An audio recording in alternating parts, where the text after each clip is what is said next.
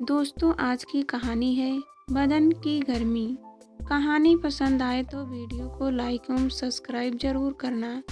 Sydney के उस poster home के विजिटिंग रूम में बैठी राम्या बेताबी से इंतजार कर रही थी उस पते का जहां उसकी अपनी जिंदगी से मुलाकात होने वाली थी। खिड़की से वह बाहर का नज़ारा देख रही थी। कुछ छोटे बच्चे लॉन में खेल रहे थे। थोड़े बड़े 2-3 बच्चे झूला झूल रहे थे। वह खिड़की के कांच पर हाथ फिराती हुई उन्हें छूने की असफल कोशिश करने लगी। मृग मरीचिका से बच्चे उसकी पहुंच से दूर अपने आप में मग्न थे। कमरे के अंदर एक बड़ा था पोस्टर लगा था। हंसते खिलखिलाते छोटे बड़े हर उम्र रंग के बच्चों का राम्या अब उस पोस्टर को ध्यान से देखने लगी। कहीं कोई इनमें अपना मिल जाए।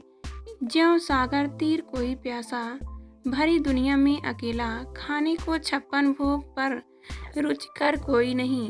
राम्या की गत कुछ ऐसी हो ही रही थी, तड़पड़ाती तरसती जैसे जल बिना मछली। उसने सोफे पर सिर टिका अपने भटकते मन को कुछ आराम देना चाहा, लेकिन मन थमने की जगह और तेजी से भागने लगा। भविष्य की ओर नहीं, अतीत की ओर। स्याह अतीत के काले पन्ने फड़फड़ाने लगे। बिना अंधड़ बिना पलटे जाने कितनी पुष्ट पलट गए। जिस अतीत से वह भागती रही, आज वही अपने दानवी पंजे उसके मानस पर गड़ा और आंखें तरेर कर गुर्राने लगा। बात तब की है जब राम्या 14-15 वर्ष की रही होगी। उसके डैडी को 2-3 वर्षों में ही इतने बड़े बड़े ठेके मिल गए कि वे लोग रातों रात करोड़पति बन गए। पैसा आ जाने से सभ्यता और संस्कार नहीं आ जाते। ऐसा ही हाल उन लोगों का भी था। पैसों की गर्मी से उनमें ऐंठन खूब थी। आए दिन घर में बड़ी बड़ी पार्टियां होती थी, बड़े बड़े असफर और नेताओं को खुश करने के लिए। घर में शराब की नदियां बहती थी। एक स्वामी जी हर पार्टी में मौजूद रहते थे। राम्या के डैडी और मॉम उनके आने से बिच बिच जाते। वे बड़े बड़े औद्योगिक घरानों में बड़ी पैठ रखते थे। उन घरानों से काम या ठेके पाने के लिए स्वामी जी की अहम भूमिका होती थी। पार्टी वाले दिन राम्या और उसकी दीदी को नीचे आने की इजाज़त नहीं होती थी। अपने केयर टेकर सुफला के साथ दोनों बहनें छत वाले कमरे में ही रहती और छिप छिप कर पार्टी का नज़ारा लेती। कुछ महीने से दीदी भी गायब रहने लगी। वे रात रात भर घर नहीं आती थी। जब सुबह लौटती तो उनकी आंखें लाल और उन्नीदी रहती। फिर वे दिन भर सोती ही रहती। यूँ तो मॉम और डैड भी रात की पार्टी के बाद देर से उठते, सो उन्हें दीदी के बारे में पता ही नहीं था कि वे रात भर घर में नहीं होती है। उस दिन सुबह से ही घर में चहल पहल थी। मॉम किसी को फ़ोन पर बता रही थी कि एक बहुत बड़े ठेके के लिए उसके पापा प्रयासरत हैं। आज वे स्वामी जी भी आने वाले हैं। यदि स्वामी जी चाहे तो वक्त उद्योगपति यह ठेका उसके पापा को ही देंगे। राम्या उस दिन बहुत परेशान थी। उसके स्कूल टेस्ट में नंबर बहुत कम आए थे और उसका मन कर रहा था कि वह मॉम को बताए कि उसे एक ट्यूबर की ज़रूरत है। वह चुपके से सुफला की नज़र बचाकर मॉम के कमरे की तरफ चली गई। अधखुले दरवाजे की ओट से उसने जो देखा, उसके पांव तले जमीन खिसक गई। मॉम और स्वामी जी की अंतरंगता को अपनी खुली आंखों से देख उसे वितृष्णा सी हो गई। वह भागती हुई छत वाले कमरे की तरफ जाने लगी। अब वह इतनी छोटी भी नहीं थी। जो उसने देखा था वह बार बार उसकी आंखों के सामने नाच रहा था। इसी सोच में वह दीदी से टकरा गई। दीदी, मैंने अभी जो देखा। मॉम को छी छी, वो मैं बोल नहीं सकती। राम्या घबराती अटकती हुई दीदी से बोलने लगी। दीदी ने मुस्कुराते हुए उसे देखा और कहा, चल आज तुझे भी एक पार्टी में ले चलती हूँ। कैसी पार्टी? कौन सी पार्टी? राम्या ने पूछा। Rave party. दीदी ने आंखें बड़ी बड़ी कर उससे कहा, यह शहर से दूर बंद अंधेरे कमरों में तेज म्यूजिक के बीच होने वाली मस्ती है। चल कोई बढ़िया सा हैट ड्रेस पहन ले। दीदी ने कहा तो राम्या सब भूल झट तैयार होने लगी। बेबी आप लोग किधर जा रही हैं? साहब, मेम साहब को पता चला तो मुझे ही डांटेंगे। सुफला ने बीच में कहा। चल सुफला, आज की रात तू भी ऐश कर ले। दीदी ने उसे 100 रुपए का एक नोट पकड़ा दिया। उस दिन राम्या पहली बार किसी ऐसी पार्टी में गई। दीदी व दूसरे लड़के लड़कियों को बेतल्लुफ हो तेज संगीत और लेजर टाइट में नाचते झूमते पीते खाते सूंघते सुई लगाते देखा। थोड़ी देर वह आंख फाड़े देखती रही। फिर धीरे धीरे शोर माध्यम लगने लगा, अंधेरा भाने लगा। तेजी से झूमना और जिस जिसकी बाहों में गुम होते जाना सुकूनदायक हो गया। दूसरे दिन जब आंख खुली तो देखा कि वह अपने बिस्तर पर है। घड़ी दोपहर का वक्त बता रही थी, यानी आज सारा दिन गुजर गया। वह स्कूल नहीं जा पाई। रात की घटनाएं हल्की हल्की अभी भी जेहन में मौजूद थी। उसे अब घिन सी आने लगी। राम्या को पढ़ने लिखने और कुछ अच्छा बनने का शौक था। बाथरूम में जाकर वह देर तक शॉवर में खुद को धोती रही। उसे अपनी धूल का एहसास होने लगा था। क्यों रामी डियर, कल फुल एंजॉयमेंट हुआ ना?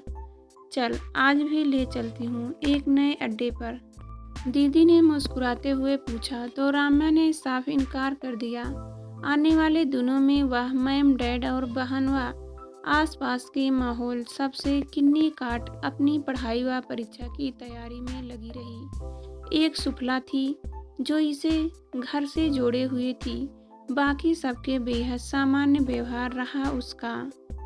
कुछ दिनों से उसे बेहद थकान महसूस हो रही थी। उसे लगातार हो रही उल्टियाँ और जी मिचलाते रहना कुछ और ही इशारा कर रहा था। सुफला की अनभावी नज़रें से वे छिप नहीं पाई। बेबी जी, यह आपने क्या कर लिया? सुफला, क्या मैं तुम पर विश्वास कर सकती हूँ? उस एक रात की भूल ने मुझे इस कागार पर ला दिया है।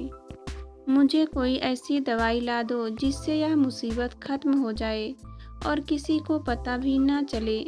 अगले कुछ महीनों में मेरी परीक्षाएं शुरू होगी। मुझे ऑस्ट्रेलिया के विश्वविद्यालय से अपनी आगे की पढ़ाई करनी है। मुझे घर के गंदे माहौल से दूर जाना है। कहते कहते राम्या सुफला की गोद में सिर रखकर रोने लगी। अब सुफला आए दिन कोई दवा कोई जड़ी बूटी लाकर राम्या को खिलाने लगी। राम्या अपनी पढ़ाई में व्यस्त होती गई और एक जीव उसके अंदर पनपता रहा। इस बीच घर में तेजी से घटनाक्रम घटे। उसकी दीदी को एक रेव पार्टी से पुलिस पकड़ ले गई और फिर उसे नशा मुक्त केंद्र में पहुंचा दिया गया। उस दिन मॉम अपनी छीनी सी नाइटी पहन सुबह से बेचैन सी घर में घूम रही थी कि उसकी नज़र राम्या के उभार पर पड़ी। तेजी से वह उसके हाथ खींचते हुए अपने कमरे में ले गई। राम्या, यह क्या है? Are you pregnant baby? तुमने प्रिकॉशन नहीं लिया था? तुमने मुझे बताया क्यों नहीं? मैम ने प्रश्नों की झड़ी सी लगा दी थी।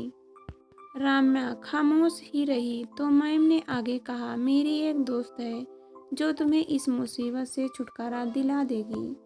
हम आज ही चलते हैं। ओह, सारी मुसीबतें एक साथ ही आती हैं।